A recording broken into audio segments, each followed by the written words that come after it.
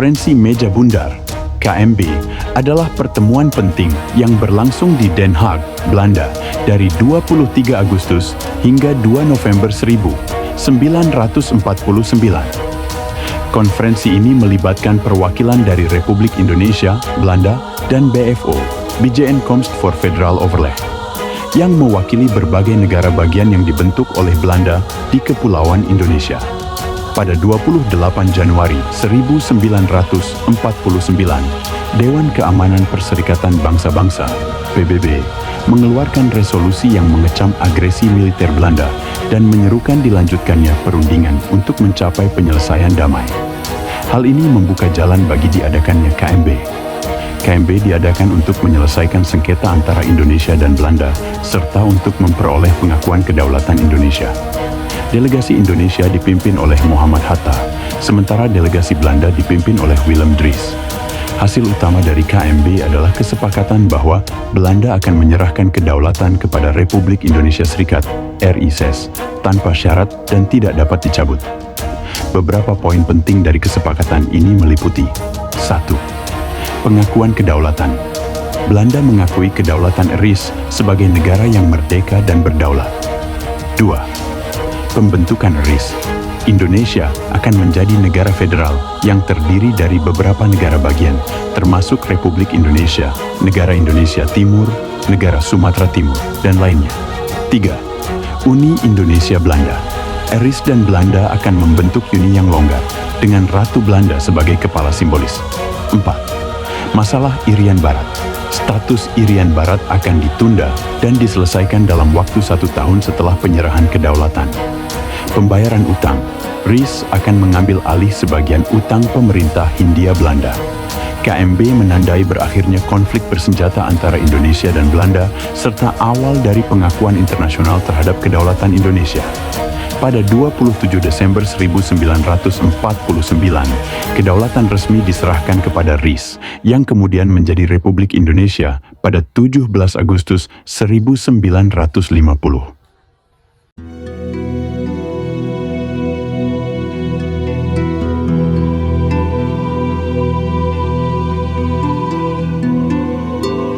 Jadi, hasil dari KMB, Kenil salah satunya akan dibubarkan. Kita harus apa ya jika Kenil dibubarkan? Kita akan dimasukkan ke dalam TNI. Benar saja, dulu kita melawan mereka dan sekarang bersatu dengan mereka. Setuju, nggak masuk akal. Jika kita akan diperlakukan secara diskriminatif oleh TNI, aku yakin bukan hanya aku yang berpikir seperti itu.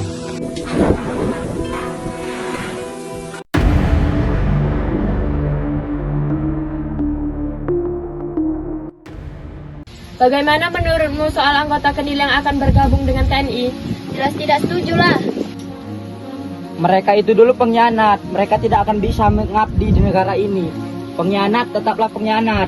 Lagi pula kita masih punya rasa dendam atas peristiwa yang mereka lakukan saat masa revolusi dahulu. Mereka juga sudah bersumpah pada Ratu Belanda itu, tidak mungkin dengan gampangnya mereka masuk ke TNI.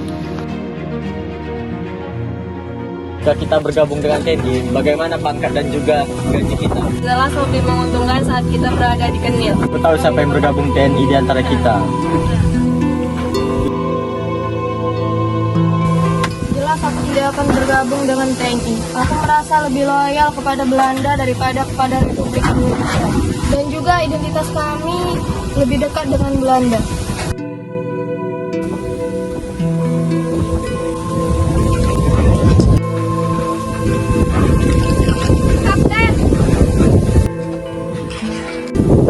Jadi kalian sudah mengetahui tentang penggabungan Kenil ke TNI. Benar, Kapten?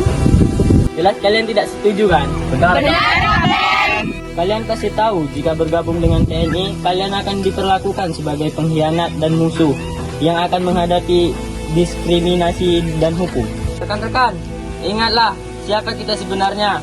Kita adalah prajurit Kenil, tentara yang setia kepada Belanda. Kita telah berjuang bersama, mempertaruhkan nyawa kita untuk mempertahankan ketertiban dan keamanan di Hindia Belanda. Identitas kita sebagai prajurit Kenil adalah suatu yang tidak bisa dihapus begitu saja. Kapten, apakah kami tidak akan mendapatkan keuntungan dan hak-hak kami lagi saat berada di Kenil jika kami bergabung dengan TNI? Tentu saja, kalian akan kehilangan hak-hak dan tentunya keuntungan kalian saat berada di Kenil. Dan kalian tidak akan diberlakukan dengan baik di TNI. Kita harus menunjukkan bahwa kita masih memiliki kekuatan dan kehormatan. Kita harus mempertahankan identitas kita sebagai prajurit Kenil yang setia. Dan saya akan mempertahankan dan memperjuangkan otonomi daerah dan mempertahankan bentuk negara federal. Karena pemerintah saat ini terlalu jawas, jadi ini lebih adil bagi sebagai daerah di Indonesia.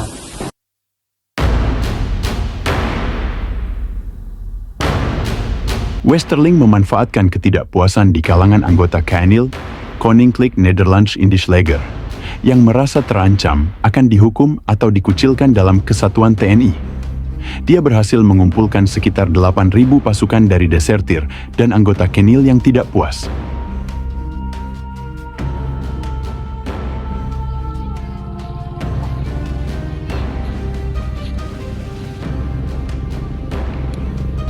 Jadi kau telah sukses mengumpulkan ribuan orang untuk organisasi militer milikmu. Iya, tentu saja. Mereka memanggilku Ratu Adil. Ratu Adil? Secara spesifik, aku tidak tahu itu apa. Tapi mereka mengatakan nama Ratu Adil. Berasal dari ramalan Jawa kuno, Jangka Jawa Baya, yang meramal kedatangan seorang pemimpin berdarah Turki yang akan membawa keadilan dan kesejahteraan. Jadi mereka melihat itu pada dirimu? Sepertinya begitu.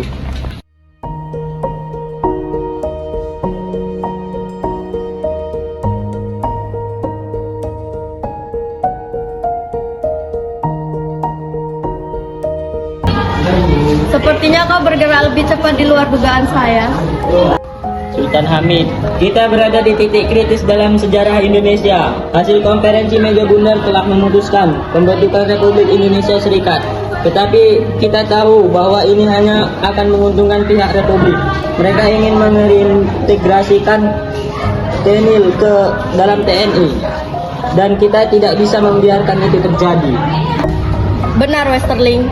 Saya juga melihat bahwa bentuk negara federal adalah satu-satunya cara untuk Jawa menguasai seluruh Indonesia. Saya dengar Anda mengumpulkan banyak orang bekas pasukan ini. Apakah Anda akan membuat organisasi baru?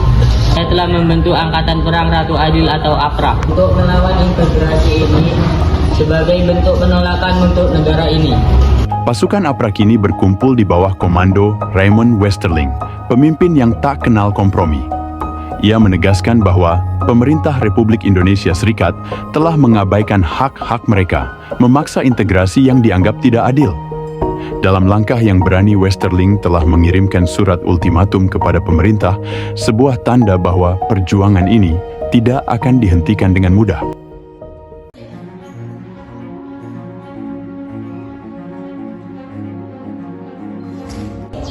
Kita baru saja menerima surat ultimatum dari Raymond Westerling. Dia menuntut agar kita mengakui APRA adalah tentara resmi negara Pasundan. Ini adalah situasi yang sangat serius dan kita harus menanggapinya dengan hati-hati.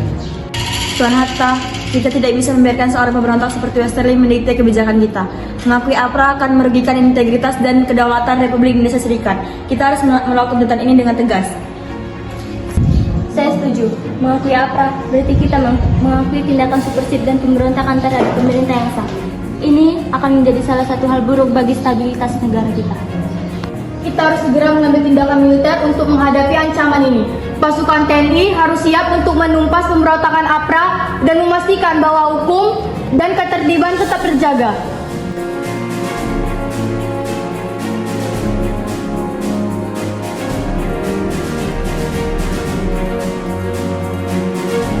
Dan apa yang Anda lakukan jika tuntutan Anda tidak dipenuhi? Di dalam surat itu, saya mengancam akan melancarkan pertempuran besar melawan pemerintah Indonesia apabila tuntutan itu tidak dipenuhi. Saya memberi pemerintah Indonesia waktu selama 7 hari.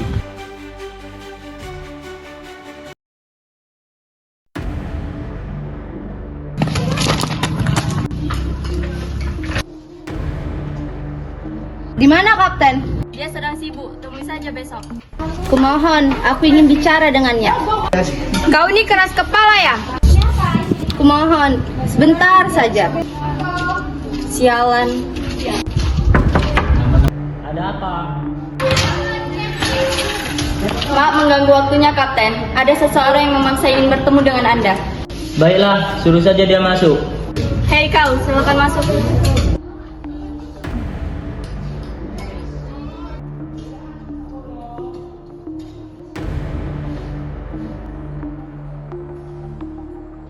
Maaf mengganggu, Kapten.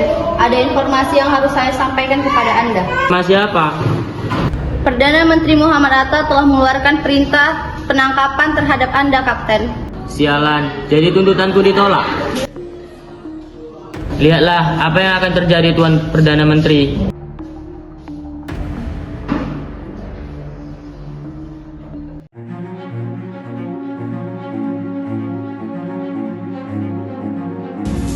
Surat tuntutan itu ditolak, dan aku juga sudah menjadi target penangkapan. Tidak ada cara lain selain melakukan pergerakan penyerangan. Kumpulkan pasukan milikmu, kita akan melakukan kudeta.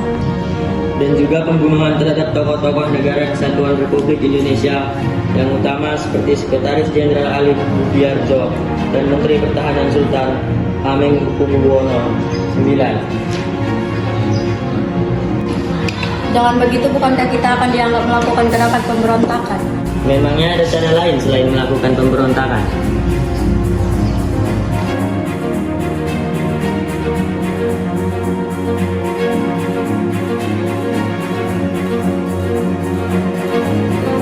Kita adalah Angkatan Perang Ratu Adil, dan misi kita adalah mengembalikan keadilan dan ketertiban di negeri ini. Bandung adalah kunci dari perjuangan kita. Di sana, kita akan menunjukkan kekuatan dan ketangguhan kita. Target pertama kita adalah para perwira, Divisi Siliwangi. Mereka adalah simbol dari kekuatan yang ingin kita tumbangkan. Kita akan menyerang dengan cepat dan tanpa ampun. Setiap langkah, kita harus penuh dengan keyakinan dan keberanian. Untuk keadilan, untuk kebebasan, untuk Angkatan Perang Ratu Adil. Pada dini hari 23 Januari 1950, suasana di Bandung berubah mencekam. Sekitar 800 pasukan Angkatan Perang Ratu Adil, APRA, yang dipimpin oleh Raymond Westerling, bergerak dari Cimahi menuju pusat kota. Pertempuran tidak seimbang terjadi antara 800 pasukan APRA melawan sekitar 100 tentara Siliwangi yang tersisa di markas tersebut. Dalam pertempuran tersebut, sekitar 79 orang dari pihak Siliwangi tewas. Pasukan APRA yang menentang pembubaran negara-negara bagian dalam Republik Indonesia Serikat, RIS, menyerang dengan brutal. Mereka membunuh setiap anggota TNI yang mereka temui, termasuk Letkol Adolf Lembong, seorang perwira tinggi TNI yang tewas dalam serangan tersebut. Selain itu, beberapa anggota APRA juga mengalami korban jiwa, meskipun jumlah pastinya tidak diketahui secara pasti.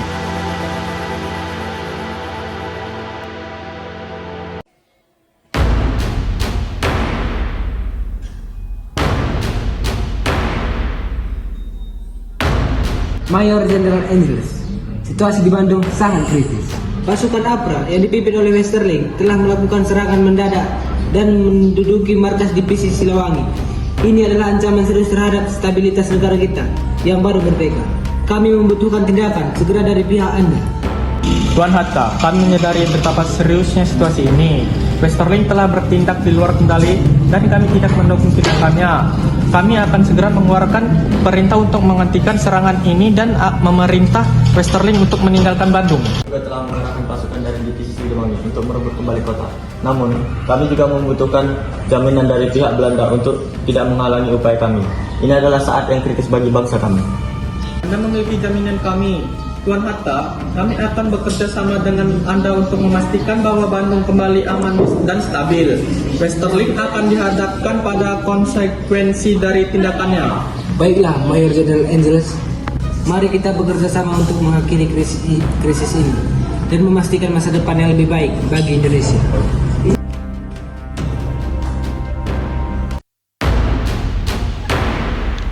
Rencana kita berjalan dengan lancar. Selanjutnya penyerangan di Jakarta dan pembunuhan terhadap tokoh-tokoh pemerintah itu.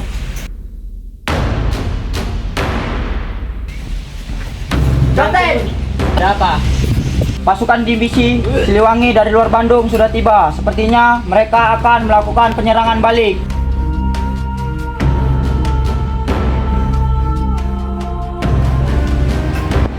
Kita melarikan diri saja, karena sepertinya situasi tidak tepat. Kita kalah jumlah. Maaf mengganggu waktu Anda, Pak. Silahkan. Ada informasi dari pasukan APRA. Bagus. Informasi apa itu? Kami telah mengumpulkan informasi bahwa sepertinya pasukan APRA akan melakukan pergerakan lagi di Jakarta dan juga memiliki target-target penting seperti saat di Bandung. Baiklah, kita akan cari tahu lebih dalam lagi tentang informasi mereka ke depannya. Baik Pak, kalau begitu saya permisi.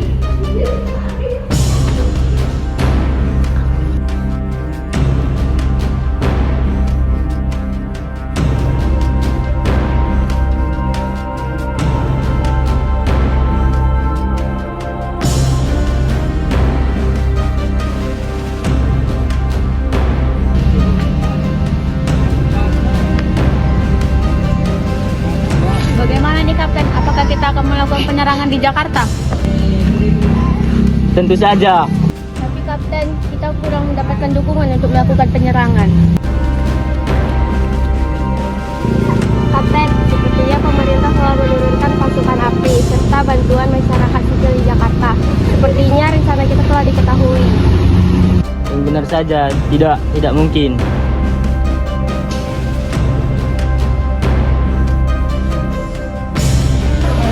Satu-satunya cara adalah dengan melarikan diri ke Belanda. Westerling berencana melarikan diri ke Belanda dengan meminta bantuan kepada beberapa pejabat Belanda dan menggunakan dokumen palsu.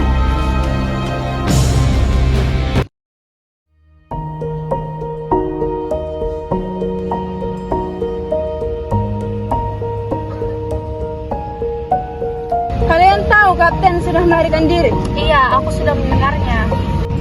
Bagaimana nasib kita ke depannya? Sepertinya Kapten awalnya melarikan diri ke Singapura sebelum akhirnya menuju ke Belanda. Lebih baik saat ini kita tunduk terhadap keputusan pemerintah RIS. Tidak ada hal yang bisa kita lakukan lagi saat ini. Banyak anggota APRA yang ditangkap oleh pasukan pemerintah dan diadili atas keterlibatan mereka dalam pemberontakan. Beberapa di antaranya dijatuhi hukuman penjara.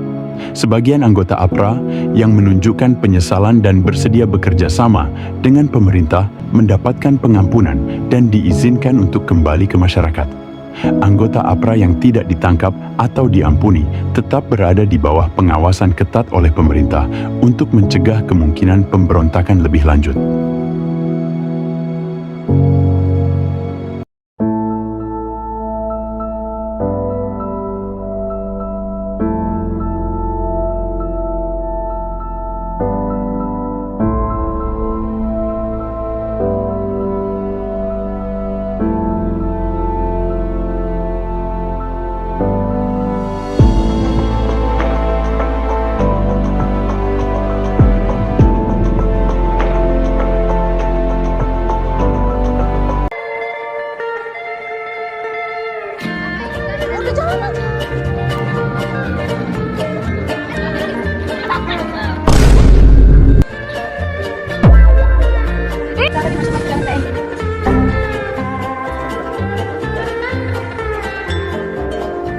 Kapten, apakah kami tidak akan mendapatkan keuntungan dan hak? Oh, gini. Gini. Oh, ya sorry. Yuk.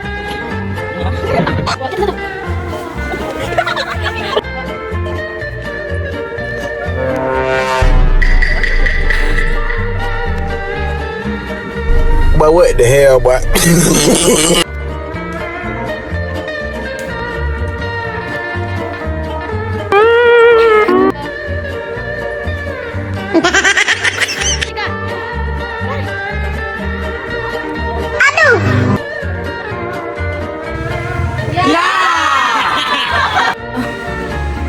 Nah, Ayu mulai. Aku nih Ayu ketawa.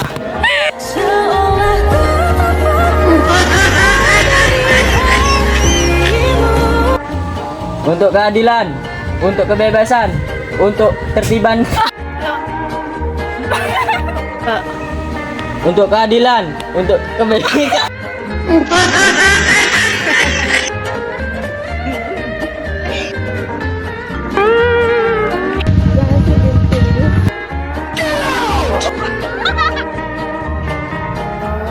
Ini manusia tembus pandang. Dia harus disiram dengan lilin. Tengoklah Tuhan. Maaf mengganggu Atta. Maaf mengganggu.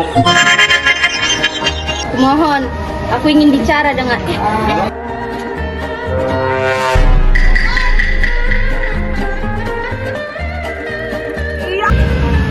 Apakah kalian tahu?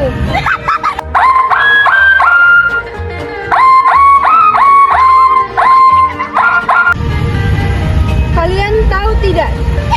Kalian tahu tidak? Kapten sudah melarikan diri. Ya, oke. Kalian